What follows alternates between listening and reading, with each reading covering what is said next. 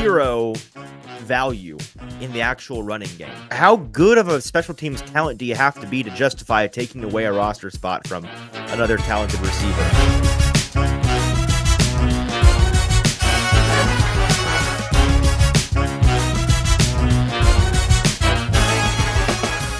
Welcome in to the Hot Read podcast for Monday, August the 26th. I'm your host, Easton Freeze, director of published content here at BroadwaySportsMedia.com. We're also brought to you by the 440 Podcast Network. You can follow me on social media at Easton Freeze. I am joined on this Sunday evening by producer JT, as always, who you can follow on social media at JT_Runke. JT, the Titans win their third and final preseason game, but more important than the win, the preseason is now over. How are you? Thank goodness. It's almost time for real football. Oh my God. The chains are breaking. Here. The chain, yes. I'm out. I'm unshackled. We are free. So that means, win or lose today, I was going to be glad because it was over. And that is, that's something I can look forward to. I'm good. What up? I mean, we're 3-0 in the Brian Callahan era. Never lost. I said on Twitter, and then you took my joke right afterwards. Hey, now this is 1/8 of the way there, and then they may end up breaking the Ravens preseason win streak record in 9 years or something like that. So. Yeah, Brian Callahan needs to just never lose a preseason game for 7 more years in addition to this year, and then he will have tied. He'd need to, then in the 8th year, he would need an 8th. Right. Correct. I did not steal your joke, first of all. We discussed this at the preseason game last weekend, and I'm the one that brought up the fact that he's on his track to beat the Ravens record. So you brought up the fact, then you tweeted it before the joke. Okay, well, whatever, dude. I brought it up first, and then you tweeted it first. So I don't know what to tell you. Okay, that discussion right there, that argument was about as deep as a lot of this preseason game was. It was a lot of very preseason-y antics. We had Tyjae Spears trying to walk on guys' heads at one point, which is like, no, bad boy, down boy. Quit trying to jump over people in the preseason. I don't, I don't usually gasp like in NFL games. No, it was like certainly like not in a preseason game, but that was one where I went like, oh my God, you actually tried that? Like, yeah. That's right. And then there was a Thanasis Nacua sighting. Puka Nacua's brother was out there, nearly a 107 or 8 yard touchdown return on a short kick from the Narv dog. Which who was the one that hustled? I think it was MPF and Thomas Odukoya with the hustle to get down there and stop that. That's some strong hustle from the boys, but that was almost exciting from the other Nacua brother. And then you had Monty Rice in the second half just flying around. Titans legend Monty Rice. Shout out Zach Lyons for Titans legends. And by the way, this is I feel bad including him in this department because he is in fact going to be a serious NFL player one day very soon. Bryce Oliver. Where were you for the Bryce Oliver game? I mean, holy, this guy's got juice. We've been talking about it here on the show. I want to talk about it here at the top because he's not making the roster. Like we're going to discuss actual guys that are in the running to make the roster here in a minute. So let's just get the Bryce Oliver love out of the way. He deserves it. 3 receptions, 52 yards, 2 touchdowns today. Scored both fourth quarter touchdowns, right? That ended up giving the Titans the win there at the end. And he's the best UDFA free agent, that receiver, that is, the Titans have had in a long, long time. And so I can't wait for 2025. The Bryce Oliver narrative is going to be the agenda that we're going to push will be so strong.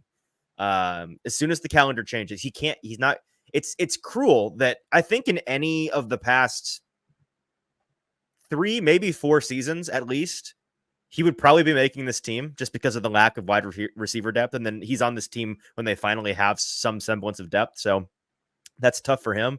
But he's going to be a practice squad lock to make the practice squad. So congrats in advance for being signed on Tuesday, the practice squad, Bryce. And he's going to be stashed. And then I think we're going to have a very serious conversation about the Bryce Oliver era in 2025. Next August, I will be unironically being like, Bryce Oliver's got to make this team, though. So, like, who we kicking out for Bryce Oliver? He doesn't get picked up on the practice. Right. I mean, listen, and I usually roll my eyes at but he can get picked up narrative with anybody you put on the practice squad. With Bryce Oliver, I would be genuinely not surprised if some other team with terrible receiver depth. I could look at like the Bills giving him a look or something like that. Yeah. Like that is not out of the realm of possibility. So the risk versus reward is there.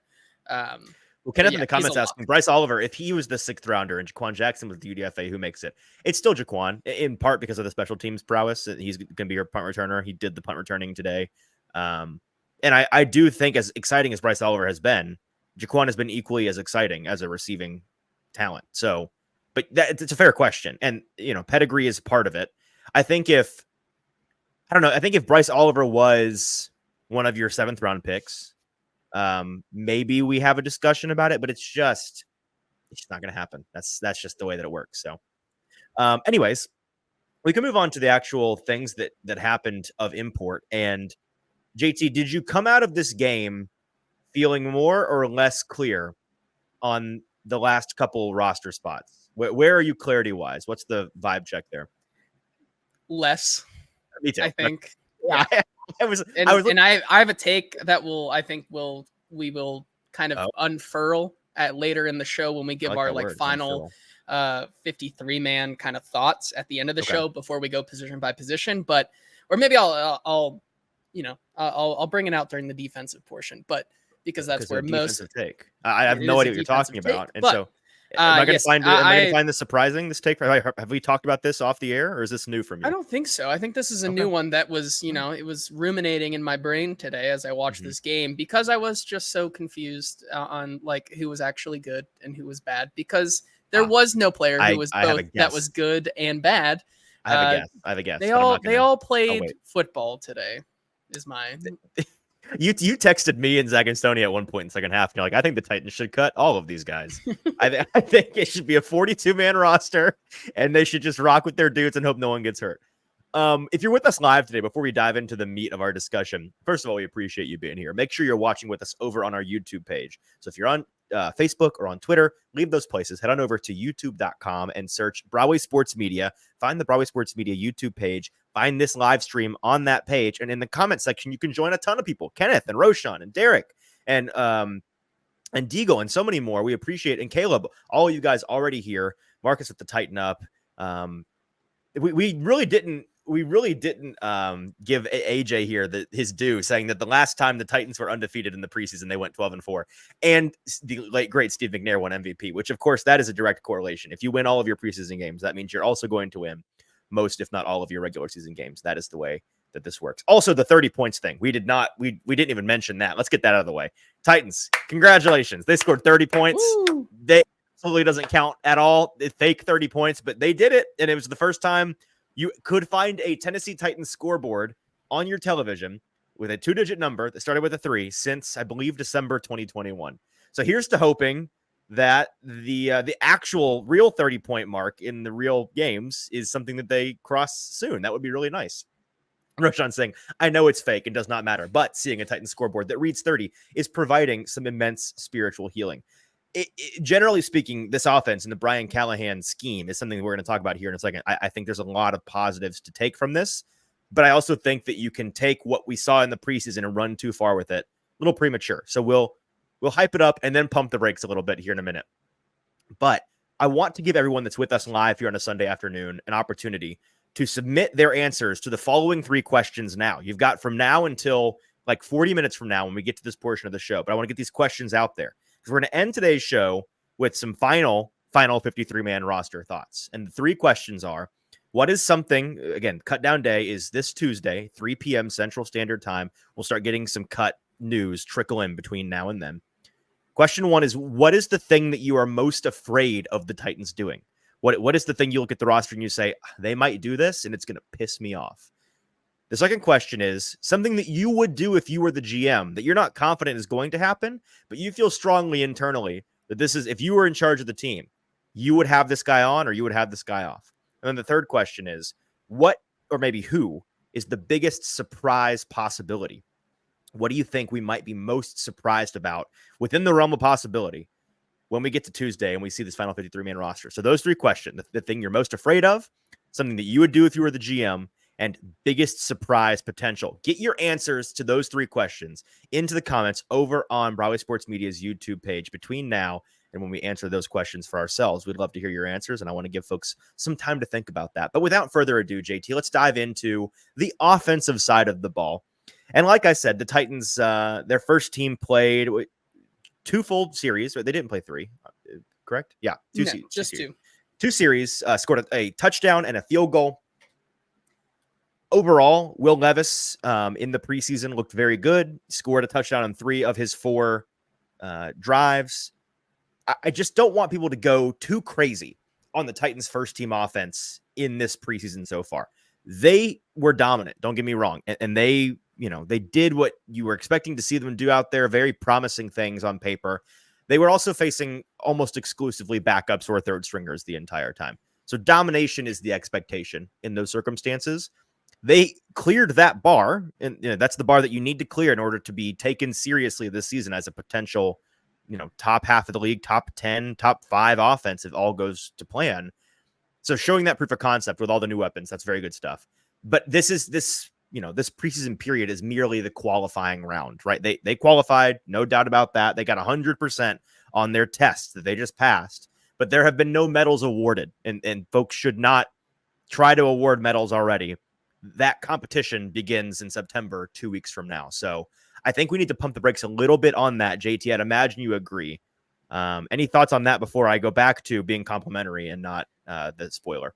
Yeah, I mean, there's a couple ways that, you can look at how the Titans played today. One, like you said, yes, it is, they're going up against lesser competition. That is something that I think needs to be taken into account. But I think there is still room to call what Brian Callahan and the first team offense, what they did today, a masterclass. And I think that's something that really stood out to me. The way that they were so efficient in the ways that they were giving different players looks, how they were kind of calling the offense to begin the game was something that I thought was so surprising to me and played out so perfectly. I mean, you talk about obviously Nick the Net kind of playing that Y. The way Brian Callahan was using him to scheme him open, he had a big couple plays on the first drive there. Then finally, after getting Tony Pollard into the rushing game there, finding Tyler Boyd over the top, letting Will Levis kind of unleash it, which is something that we really didn't see in the first preseason game against the San Francisco 49ers.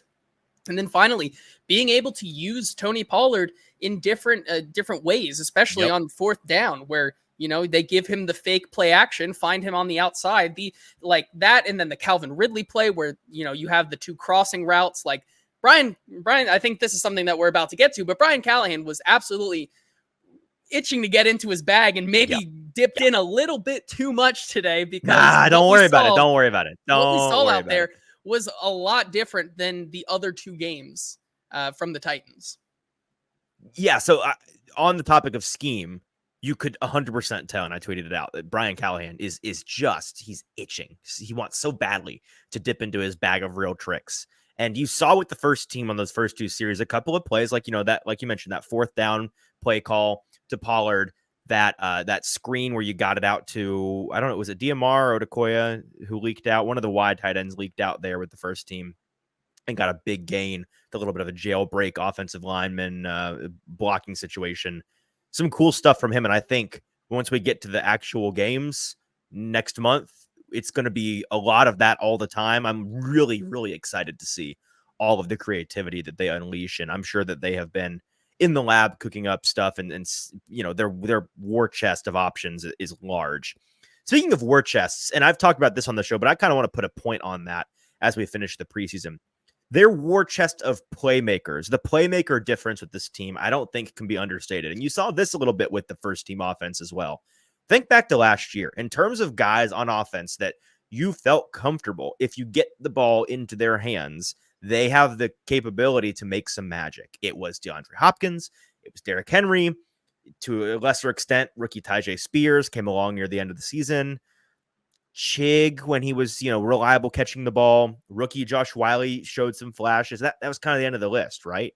This year, that list is so much deeper. You've got DeAndre Hopkins, Calvin Ridley, Tyler Boyd. Both of those last 2 guys we saw make big plays today. Year 2, Tyjae Spears really taking the mantle, and I think capable of being one of, if not the best playmaker this Titans team has in terms of yards after catch threat. The year after the year, Tony Pollard having broken his leg, and last year seemingly not having the same juice that he had pre-injury. And then this preseason, I think it's gotten a lot of people back in on the Pollard train because he's that year after the year guy. Jaquan Jackson coming out of nowhere and being a legitimate offensive threat. Wide receiver 4, Treylon Burks, which people may roll their eyes at, but big difference between allowing him to be the change of pace guy, the depth, first off the bench guy, then him having to be wide receiver 1 or 2. Chig is still around. Year 2, Josh Wiley stepping up, being a bigger deal than he was his first year. It's a much deeper group.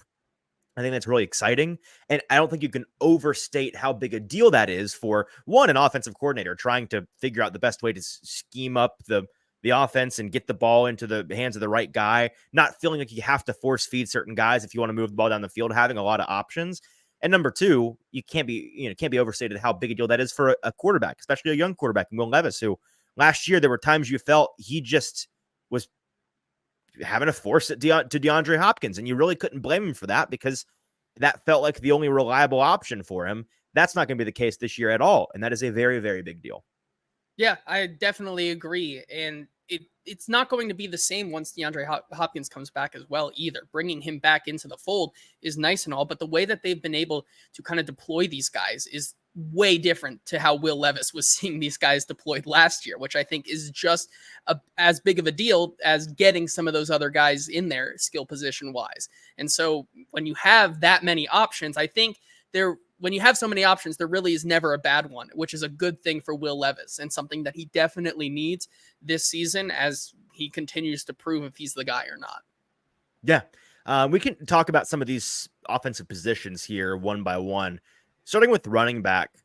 Man, Hassan Haskins. And this is a guy that's going to come up a lot for me when we talk about the 53-man roster, our final thoughts there. He ended up getting, I think he co-led the running backs today with 10 touches. Let me double check that. Yeah. He had 10 carries for, hold that thought, 10 carries for 31 total yards, 3.1 yards per carry. I don't know. I lean they're going to keep him as running back 4 just because it's not what I would do, certainly. But everything I'm hearing, all of the hints that we're getting, the fact that he keeps being talked up on the broadcast as this just ace special teamer. I get that he's a big special team talent, but as practically a zero value in the actual running game, how good of a special teams talent do you have to be to justify taking away a roster spot from another talented receiver or a promising young lineman or another tight end or whoever it may, a third quarterback even? I just don't know what I don't necessarily agree with the math there. Where are you on Haskins? I am pretty much in the same boat with you, but I think I'm a little bit more understanding because this is something that we come down to at all times every single year. It's like between a good, maybe young, developing skill position player or the young lineman versus the guy who is on special teams that is going to basically go out there and contribute on the field. That's something that coaches do not see the same as us. Like, we see this young prospect who could be really good in a year or two versus the coach is wanting results. And I think that's where the decision lies for them. Do you want the results on special teams of a Hassan Haskins, or do you keep the guy who isn't going to give you results, maybe even at all this year? And I think that's the biggest thing in the argument for keeping Hassan Haskins. I agree with you that it is a tough pill to swallow, considering you're keeping a running back 4 that probably won't ever see any touches realistically. I mean, if ever you look, see any touches, he's not good and should not see touches. Like you said, Jabari Small looked very much more efficient as a rusher today than Hassan Haskins did, which is something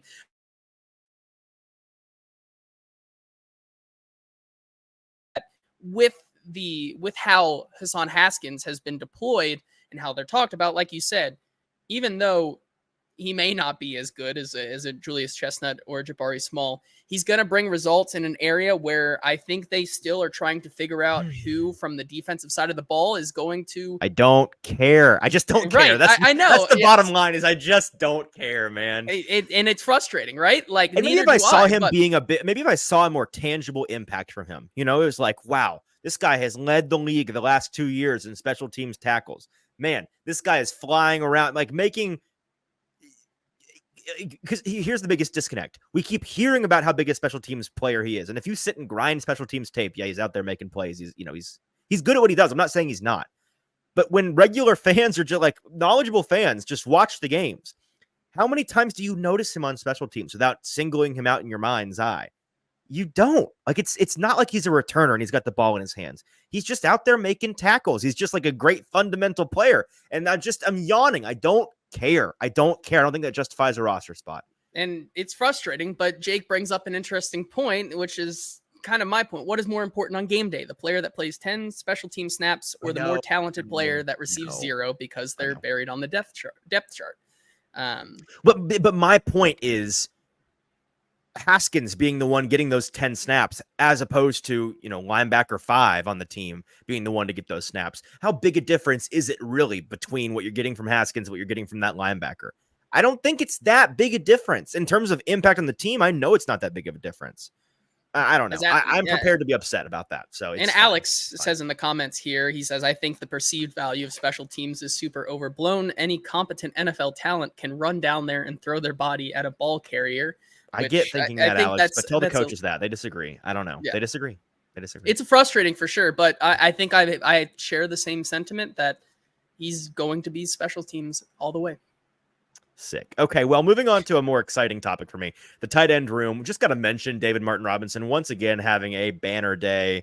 He was, I saw a lot of people on Twitter, all of our friends in the Titans beat bragging about, well, I had David Martin Robinson on my final 53-man roster I turned in yesterday. Guys, the opportunity to brag about having DMR on your final roster ended at least 1 week ago, and maybe even that's not far. Like, everyone has had him on their roster since last Saturday night, because he's obviously on the team. You're not special. We all think this. The Titans are keeping 4 tight ends. I think on this show, we can rightfully point out that we were kind of sniffing this out early. I asked Brian Callahan the question about the tight ends, the bifurcation of the position 2.5, 3 weeks ago. I think it was the first presser with him after their first preseason game, if I'm not mistaken. So we were kind of barking up that tree actually early. DMR's been on both of our rosters for a long time. We've been having them keep 4 tight ends for a couple of weeks now. He finished the preseason, once again, wire to wire, leading all Titans pass catchers with 9 receptions, 113 yards, total diamond in the rough. Again, it's not just his receiving prowess, and the guy can separate. He can get open against linebackers and DBs in the box. He's a legitimate route runner, but just as valuable is his ability as that fullback role to get downfield, get downhill in a hurry, and lay a nasty block. He's a two-way player in that way. I'm excited to see him on this team. I hope he gets real snaps on offense. Not to say that I think he's already better than Chig or Wiley by any means, but I think he's a good enough player to justify rotation on game days. And I think we've seen, at least from what we saw in the game today, the way that they use motion in this offense with the tight end specifically really shows you why they need those 4 and why they should keep 4. The amount of motion and use with the tight ends out there on the field is so paramount to what Brian Callahan is wanting to do with this offense that if one of them goes down, you're kind of screwed a little bit, which is why I think that they should and will keep 4, because you want to have 2 at each of those specific tight end positions to make this offense really work. I agree. So I think that Thomas Odukoya also had a good game. Again, he was the one that ran down that near touchdown at the end of the half. Do you think that gives him any chance at, obviously? I give it no chance. I really don't. Really, I mean, obviously it's tough, right? Because I'd love to be wrong, but they're not keeping 5. Yeah. He would be activated to the roster and then probably have to not be able to suit up for 3 weeks. Would that be how that works? Or would he? Oh, because of the. So that's a great question. I know that in season, to take an international player from the international slot to the active roster, you have to activate them to the practice squad, and that it is a multi-week waiting period before they can be called up to the active roster. But maybe you can just do it straight away, since it's... I think if they make your final 53-man roster, they are eligible. So yes, the answer is yes. If they, if on Tuesday he's on the team, there's no waiting period. But if he's not, there would be if he gets called up. And again, that's just it's brutal that he is stuck in that international exemption purgatory that he's stuck in. He's a good enough player to get out of it. I don't know. Here's what I would do if I was the GM. I'd say an extra spot on the practice squad. Yip-de-doo, I don't care. He's our 5th tight end pretty clearly to me. I don't want to have to call upon an emergency Steven Stylianos or I mean, who am I even missing here? Right in any that's veteran, it. That's right in any veteran tight end on the market off the waiver in a wire. pinch. Yeah. Right. I want to call on Thomas Odukoya. So we're going to go ahead and make him a full-blown regular practice squad player that is available when needed. And I would just sacrifice that spot. I don't think they're going to, but that's what I would do. I think that'd be justice for him. And more importantly, the logical thing for the team. Because again, if you are needing to call up an emergency tight end and we're leaning on Steven Stylianos is not good enough to make the practice squad. So unless you make him just a straight up practice squatter, Odukoya, I don't think you're going to keep an actual eligible tight end, right? It would just be, there would be no tight ends. You'd just have the exemption player. Yeah. I think that I'm with you on that. I think it's time for Thomas Odukoya to not be in that slot. It's been 3 years now. He's been developing, continuing to get better and better every single year. Mm-hmm. I think he's worthy of a regular practice squad spot. And I get it. It comes down to this discussion of maybe even we talk about the wide receivers that do they have? Do you put Thomas Odukoya in that spot there to keep your Kyle Phillips, Mason Kinsey, Bryce Oliver, Kyrus Jackson? Like that is the big discussion. That they like, or the linemen, correct? Yeah. That's the question there. But I think I'm with you regardless. I think, even though you'd have to sacrifice maybe one of those wide receivers or offensive linemen, putting Thomas Odukoya on the practice squad gives you that peace of mind and the ability to call him up in that pinch instead of maybe being stuck in the mud if one of the tight ends go down. Yeah. All right, moving on here. Let's recap some of the quarterback action. We saw Will Levis again for 2 series today. Just to recap his entire preseason where he saw action in 2 of the 3 games. He went 11 for 13, 153 passing yards, had 1 touchdown run on his feet. The Titans scored 24 total points on those 4 possessions he played. And really all I have to say, and this is, pointing back to a discussion we had last week on the show, grading a gamer is hard. And I think Will Levis is pretty clearly a gamer in the sense that he looks different when he is out there, even in the preseason, getting snaps under the lights on a real football field without the red "Don't Touch Me" jersey on than he does on a random August Tuesday morning out there at practice. He just does. And so while it's, it's paramount for guys like you and me to come on here and report what we see from practice and take that into some account, I just find it really difficult to grade him based on the totality of his preseason practices when I have seen him go out there and play the actual game and look different than when he's playing war games against, a defense that can't touch him at the Titans practice facility. Yeah, that's not to say that he's been bad this August and he's going to look good when he plays the real games. He may not look good. My point is, I just don't think that's the way you can grade him. I think he has to get out there.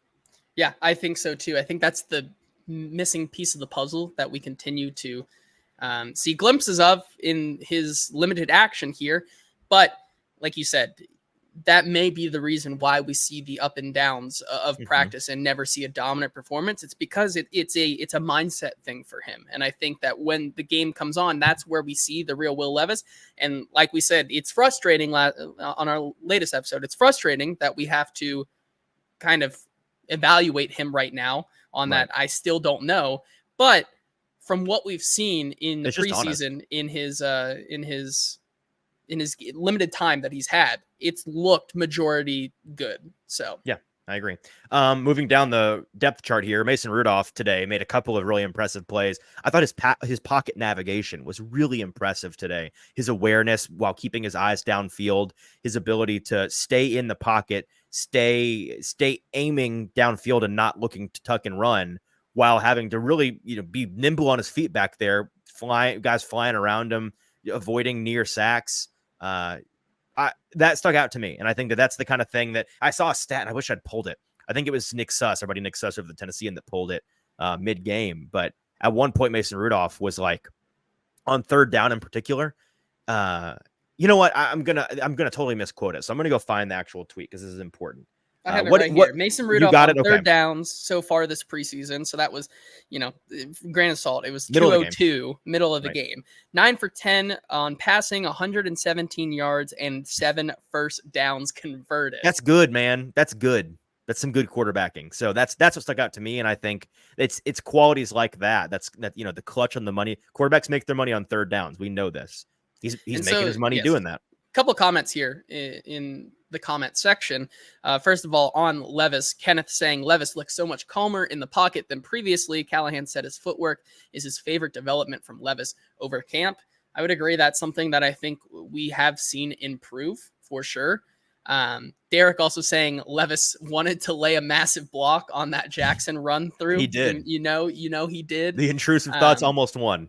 They did. And then we have a very interesting couple comments here. First of all, King Jerry 999 saying Rudolph might be a better scrambler than Willis. No. He's a better He's certainly a better pocket navigator. His awareness is much better. Scrambler, no, stop. And then an very interesting comment from Roshan saying, sorry, fellas, Malik is quarterback 2. Mason just does not have the arm talent. It's a take, Roshan. It's wrong, but it is a take. Moving on to Malik Willis. 2-touchdown day for him. JT, you tweeted out at the beginning of the game, if Willis is going to make a case for himself at all as potentially a third quarterback that they keep, he needs to score points. And he did that. So the question becomes, is it enough? Was it enough to change your mind? Is there any percent chance for him to make the roster? I would say there's at least a small percent. I would give it maybe 3 or 4%, given the depth issues they have at other spots. I think it's still very slim that he ends up making the roster. But agreed. I think we did see some good things from him. His pocket navigation, I think, was the best of all 3 games, even though pressure was definitely getting to him more than the other 2 quarterbacks. He was having a rough go of it. So his first 2 snaps of the game, he almost got killed. Yes. Like immediately on both reps. Yes. And so, it was a little tougher in there, but the way he was able to continue to just kind of get through it and grind the game until he got his opportunities late in the 4th quarter and was able to kind of finally flash that connection with Bryce Oliver, something I was hoping we would see in the other 2 games, but never really got the chance to. It finally came to fruition today with Malik Willis finding Bryce Oliver for those 2 touchdowns and 2 impressive touchdowns at that. That if there was a case, his 2 best passes of the game, I think, were both of those touchdowns. Really pretty throws. And so that's the argument right there, right? Are those throws, kind of comes back to that risk versus reward. Are those throws that he made enough for another team to go out and say, there might be something with this guy, it may be worth a roster spot? Or would you rather just keep him just in case on that 3rd roster spot or 3rd quarterback spot? That's the big decision they have to make. I would say that it's still not really a decision. I think that Malik Willis does find himself on the practice squad, but in doing that today, I think it at least allows the coaches to have a discussion. Fair enough. We're going to get to the offensive line and the defense here shortly, but if you're just joining us or you've joined us in the last 20 minutes or so, we've got 3 questions we'd love to get your input on. We're going to get to at the end of today's show. Some final 53-man roster thoughts. 3 questions. Number 1, what are you most afraid that the Titans are going to do? And that's going to just, if this happens, it's going to tick you off. You're worried it's going to happen. Number 2, something that you would do if you were the GM that you're not sure they're going to do, but you feel strongly, you've got a conviction in your soul that this should happen. And then number 3, who's the biggest surprise possibility? What's the biggest possibility for us to be, wow, that guy didn't make it, or wow, that guy made the roster? What do you think is within the realm of possibility that could happen that folks aren't going to see coming come Tuesday's cut down? Give us your answers to all 3 or one of those questions in the comments. We'll talk about that here in just a minute. I have to point out, by the way, you know what? Actually, never mind. I'm going to save that thought for a moment when we get to the defensive side of the ball. You've got something to share, the defensive side of the ball. I've got something to share on the defensive side of the ball. So we got to get to the offensive line here first, though. Dear God, how do we sort this out? So we thought we had it the second time around. I know. We had it on Tuesday, and then Thursday by process of elimination. Like, now we got it. Talking it out. Now we have it, and I believe today we're back at square one. I think officially. I have said it every show for 4 shows in a row now. Everybody's final roster prediction will get 3 or 4 guys wrong, and it feels like almost all of those guys that are wrong will be linemen. So we know the starting 5; those guys are locked, and then I think we are all in agreement that Brunskill and Rupchich make 7. I think all 7 of those guys locked to make the roster. Then you've got, in my estimation, 6 guys fighting for the final 2, maybe 3 spots, right? Because they keep either 9 or 10. That's the going theory. So the 6 guys fighting for 2 or 3 spots are Latavius Simmons, he got hurt in practice last week, was not out there to play today. Jalen Duncan, Garon Christian, Leroy Watson, John Ojukwu, who we thought Ojukwu Mania was dead, and then he was out there with the starters on the first drive as a bonus tackle. So that what do I do with that? I don't know. And then Cole Spencer, the rookie, who is flashing as the backup. Guard only, no flexibility there, but he's playing with the twos and he's getting a lot of run and he's promising. And we know that Bill Callahan likes him a lot. On my final roster that I submitted for the Titans media competition to Nick Suss and what we talked about on Thursday, the three that I had them keeping in addition to the 7 we think are locks. So I have them keeping 10. I had them keeping in addition to the starting 5, Brunskill and Rupchich, Lachavious Simmons, Jalen Duncan, Garon Christian. So no Watson, no Ojukwu, no Cole Spencer. What was your final? Can you remind me of who you ended up keeping? I ended up with the same, although that's what I submitted. More likely, I think it just ends up being Duncan and Christian in my mind here. If they in my heart, they keep 9. I think I'm wrong about them keeping 10. Yeah, I do. I think if they do, I have no idea. If there is out of those 3, if they end up going down to 9, I think Simmons is the odd man out because of not playing today and being. I think availability is something that is very important to this team, considering the injuries they've already had to go through in the early part of training camp. So those 2 guys, Garon Christian and Jalen Duncan, are 2 guys that have consistently and reliably been available. And I think that matters and is ultimately why those 2 guys probably get the final 2 spots. I think I'm with you. I'm curious if they keep 9, where that extra spot goes. Is it an extra defensive lineman? Do they end up keeping 5 edge players, which would be a real head scratcher to me? Do they keep a 6th safety a 5th safety? Do they end up keeping lineman? Right. Malik Willis is a 3rd quarterback. Like, where does that go? I'm very curious. That's actually, what it does. It's so that they can keep the Narv dog and they'll do 2 kickers deep.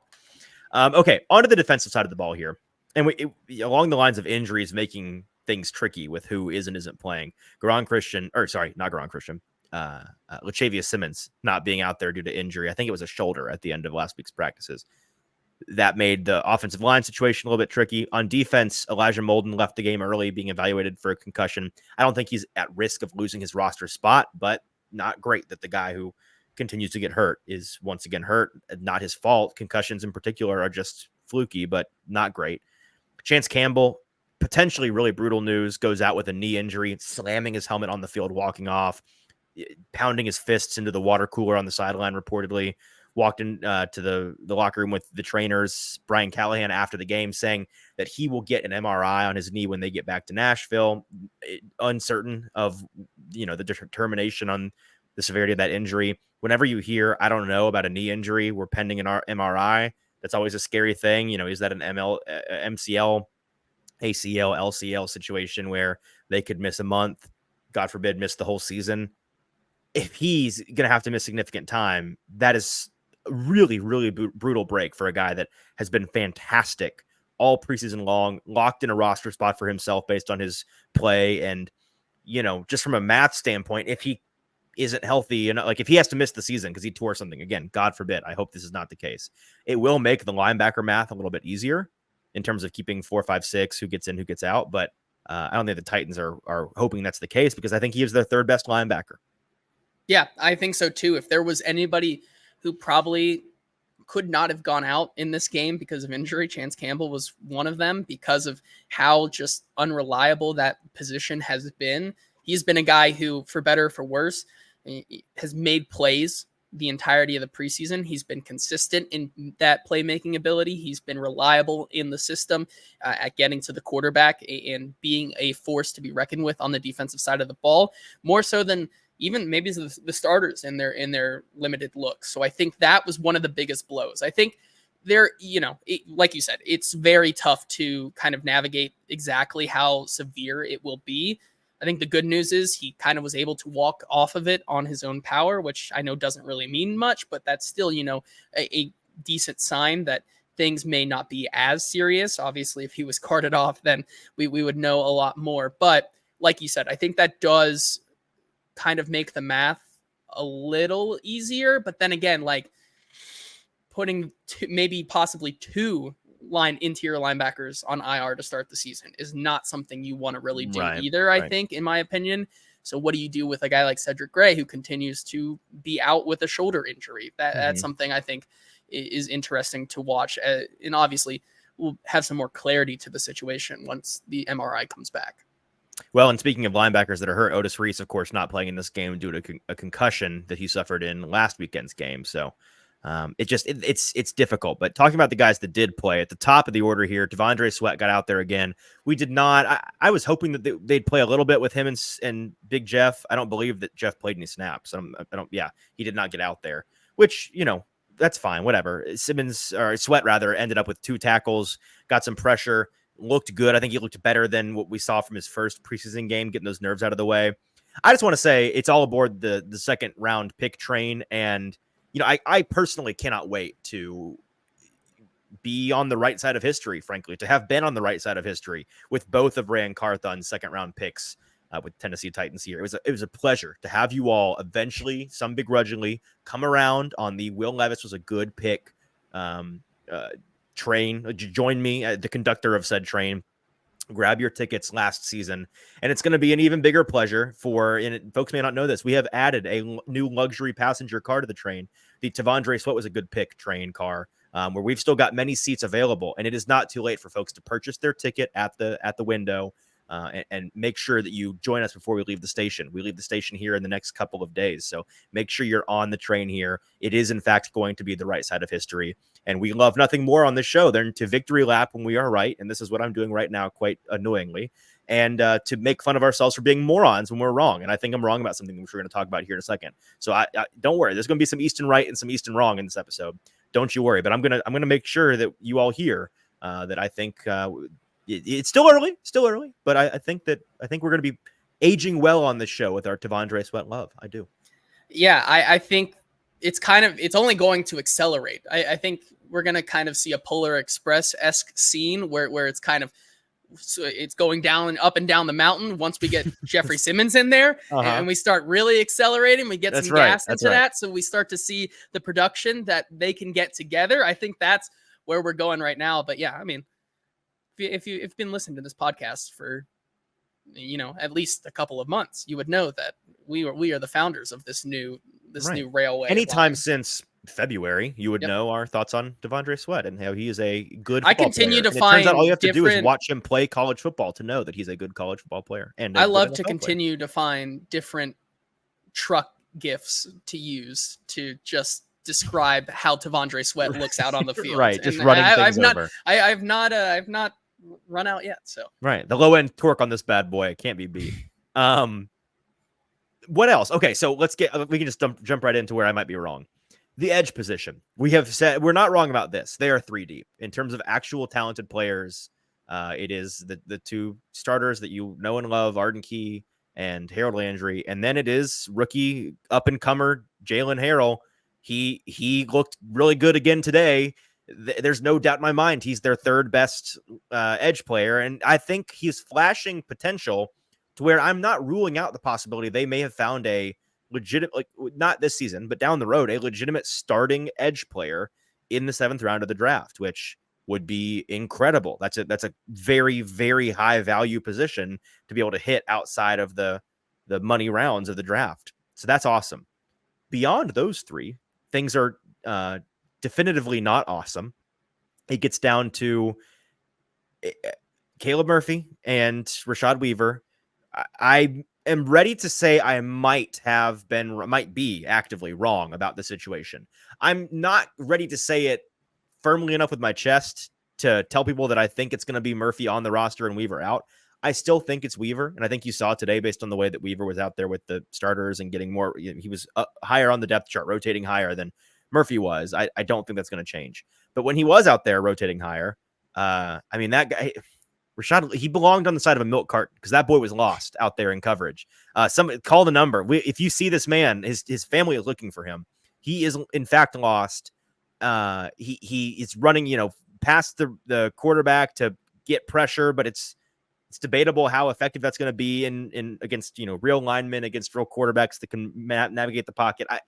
I'm stuttering here because I just don't have many good things to say about Rashad. It's not personal. I like Rashad Weaver. He's a good quote. He seems like a good guy. It's been tough this year. And I wonder if it's the body composition thing. Maybe he needed to stay heavier to be effective. Caleb Murphy flashed a couple of nice plays out there. I don't think ultimately, and I'm realizing there's sunlight creeping onto my face here, so I apologize for the bad lighting. I don't know. Can you clean up this mess for me, JT? My mind is clearly it's a scramble over this. The bottom line is the Caleb Murphy-ites won the day today. That is for sure. They may have won the battle. I don't know if they win the war. Mike Herndon's group of rebel terrorists have come out on top today. They did. They scurried back to their caves. They're victorious. They're going to be doing chanting and dancing. Yeah, it's going to be a good time for them. I think what you're getting at here is that it's been such a back and forth. Like they're even in the game today, it's a back and forth. And so the bottom line is there's no good answer to this edge 4 conversation. That's the point. Is no matter who you think is better, they neither is good. And whoever does make the roster as that 4th guy, or unfortunately, Derek may be correct when he says Caleb Murphy. You mean TJ Watt 2.0? Derek may not be correct. In fact, Derek is not correct. I don't know why you would give him credence for that. Derek, stop saying silly things. Yeah, I don't know. I don't know what to make of it. What I do know is that, like you said, they don't have a 4th legitimate option.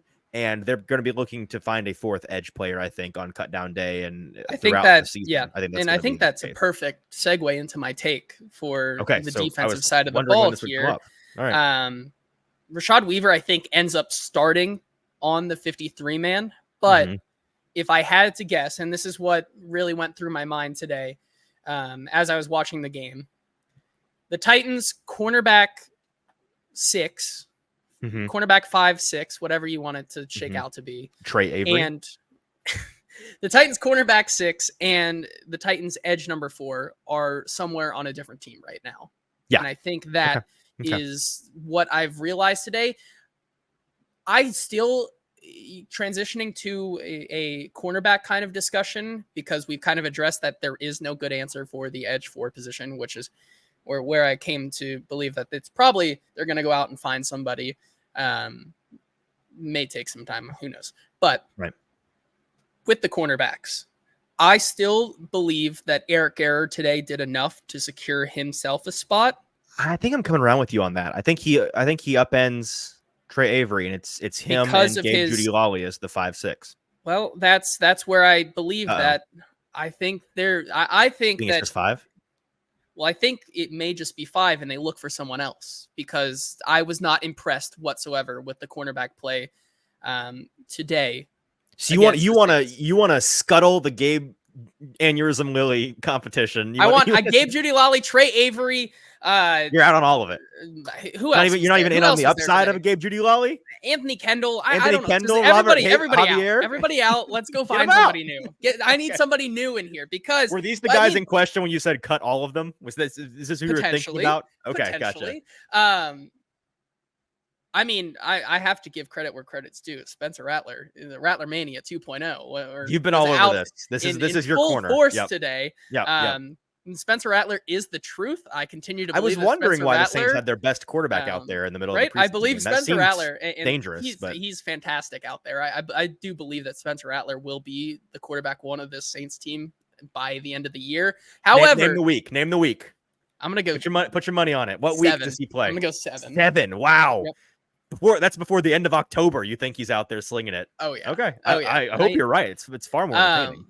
But I just between the pass interference calls that guys like Robert Javier and Anthony Kendall were getting today, along with Gabe Judy Lawley getting away with. Gabe Judy Lawley also kind of regressing in his press man coverage with a couple penalties for himself as well today. I just didn't see enough today that anybody on this team gave me confidence that even in there for a guy who's injured, being able to come in and be able to, maybe play a few snaps together. Like, I just don't have confidence that any of these guys in the back half of the roster can string together a couple good drives on the defensive side of the ball, which led me to what I believe is that the Titans' option to be a serviceable backup corner is somewhere else out there in the league. Okay, fair enough. Well, that leads us to our final 53-man roster thoughts here. It's last call for closing statements before we get back on the show here Tuesday afternoon. We'll be back Tuesday at 4 p.m. Central Time, an hour after we know the final cuts, or an hour after we should know. Sometimes they trickle a little bit late, but we'll be able to talk about what did and didn't happen, and folks making the practice squad. And our boy Justin Mello is going to be going crazy on his Linsanity run every year, where he knows all of these things because he knows all the agents and gets them early. So looking forward to that. We had a number of you comment, so let's just go ahead and hear what folks in the comments had to say. And it's not too late if you want to answer these questions. Yeah, I think I did. I think I found all of them. Okay. But if I miss one, please let me know in the comments. But we'll start with Shrike here with his first comment. He is most afraid of them keeping Trey Avery. The thing he would do as the GM is cut Trey Avery. And the biggest surprise possibility is cutting Trey Avery to keep Caleb Farley, who is another guy I guess we could talk about here as well. Caleb Farley, welcome back to playing football. Good to see him back out there, especially on special teams. Yep. Made some plays out there, so that was very good to see him back out there. But I think that the bigger point here is that Trey Avery, I think, would be the most frustrating thing to see on this roster, especially ahead of like a Gabe Jeudy-Lally. I'd still keep Gabe Jeudy-Lally over Trey Avery, but seeing him on that roster would be very frustrating. Yeah, fair enough. What else did we get? Jake in the comments here says keeping Trey Avery over Aneurysm Lily would be the thing he's most afraid of. The thing he would do, which a lot of comments right now that we have not addressed. Guys, Jake says keeping the Narwhal over Folk is something that he would do. No. And the biggest surprise possibility is that upside is James Williams' middle name legally. Middle name legally? James Upside Williams, I think, is the joke there. That would be the biggest surprise, because I believe Jake is very, very high on James Williams potentially becoming the starting linebacker next to Kenneth Murray. So I think so. I think so too. Yeah, that'd be fair. Yeah. What else? Anything else? Kenneth says next one here. He's most afraid that we keep Malik and cut DMR. Oh God, no! I'll cry. It won't happen. Don't worry. But yeah, I'd cry. Something he would do if he was the GM is trade for Ernest Jones from the Rams, which was a developing story today. Right. And the biggest surprise cut he thinks would be Rashad Weaver. Yeah. Would it be that surprising of a cut at this point? Is the real question. That's true. Next one here, King Jerry saying Otis Reese staying on the roster would be the thing he's most afraid of. His next, what he would do as the GM would keep Mason Kinsey as a wide receiver 7. And then the biggest surprise would be Eric Garror staying over Trey Avery. I don't think that's a big surprise, but I mean, it's surprising, not the biggest surprise, but I think it's reasonable. I think it could happen for sure. Anything else? And then Tom in the comments here, he says he's most afraid of keeping Hassan Haskins, cutting Julius Chestnut. If that happens, I will lead an angry mob, like ye old style. We're picketing outside St. Thomas. Yes, torches. I will lead one over there and demand some answers. So don't worry. Something he would do if he was the GM would be keep DMR. And 3, the biggest surprise would be keeping Mason Kinsey over Bryce Oliver. Well, I'm afraid they're not going to keep either, but that would be surprising. Okay, so let's answer for ourselves, JT. What's the thing you're most afraid of? I think I would be lying to myself and to our viewers, who should know by this point the thing I'm most afraid of, I've made it very clear, is keeping Hassan Haskins really in any capacity, and him taking a spot from somebody I think is more worthy and valuable to the team. What about you? I think when it comes down to it, the thing I'm most afraid of on roster cutdown day is the same, but I would also say the thing I'm most afraid of, which is one I keep whispering, is that they somehow find a way to keep Luke Gifford on this roster. You do keep whispering this. I'm going to be really mad about that too. Yeah, that's not about it. Yes, okay. That's what I'm most afraid of. Fair enough. Well, the thing I would do if I were the GM, which I hope that they do, but I don't think that they will, again, is to make Thomas Odukoya a full-blown practice squad player. Do not make him an exemption player. Make him eligible to be called up from the practice squad on a week-to-week basis, which he is not currently while he's an international exemption player. I think that he has earned that, and the team would be foolish to not do that so that they could have a guy to call up. What would you do? Are you in the same boat? Anything else that you are convicted on? Screw it.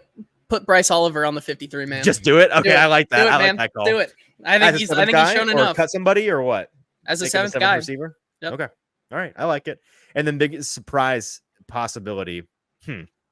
Great question. I'll go with mine first. Something that we talked about. Sure. I think that there's still the possibility they cut Daniel Brunskill to maybe bring him back. That $3 million is not nothing, I think, for them, especially being able to operate throughout the season. Their sixth best lineman, I think. So I don't. That is true.